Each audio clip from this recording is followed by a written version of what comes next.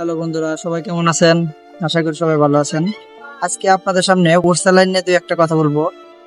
ওরসালাইন বর্তমানে গরমের যে প্রকোপ, এই গরমের প্রকোপে আমরা প্রায় মোটামুটি ধরতে গেলে সব মানুষই জুস, শরবত, ওরসালাইন খেয়ে থাকে।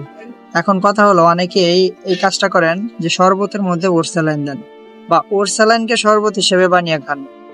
এখন আমার কথা হলো যে এটা যারা করেন তারা হয়তোবা জানেন না, তারা এটা সম্পর্কে অবগত না যে ওরসালাইন একটা ঔষধ বা মেডিসিন। এখন আমার এই কথাগুলো হয়তোবা অনেকের বিরক্ত লাগবে যারা জানেন। এখন আপনাদের কাছে একটা অনুরোধ, আপনারা যারা জানেন, যারা জানেন না তাদেরকে যতটুকু পারেন জানানোর চেষ্টা করেন যে এই ওরসালাইন যদি কেউ কম পানিতে সেবন করে, যেমন অনেকে 1 গ্লাস পানিতে সেবন করে বা তার চেয়ে কম, বা 1 গ্লাসে 2-3টা দেন স্বাদের জন্য, স্বাদ বাড়ানোর জন্য। এখন যারা এই কাজগুলো করেন তাদের জন্য তারা নিজের শরীরের জন্য ভয়ঙ্কর বিপদ ডেকে আনছেন।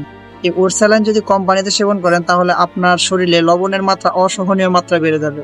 এখন লবণের মাত্রা যদি অসহনীয় মাত্রা বেড়ে যায়, তখন দেখবেন আপনার আস্তে আস্তে কিডনি বিকল হয়ে যাওয়ার সম্ভাবনা থাকবে। এমনকি দেখা যাওয়া মৃত্যু পর্যন্ত হতে পারে। এখন আপনাদের উচিত এই ওরসালাইনকে পর্যাপ্ত পানি, যেমন 2 পোয়া পানি অথবা আধা লিটার পানিতে গুলে এই ওরসালাইন খাবেন, এবং একটি ওরসালাইন গোলানোর 12 ঘন্টা পরে এটা সেবন করবেন না।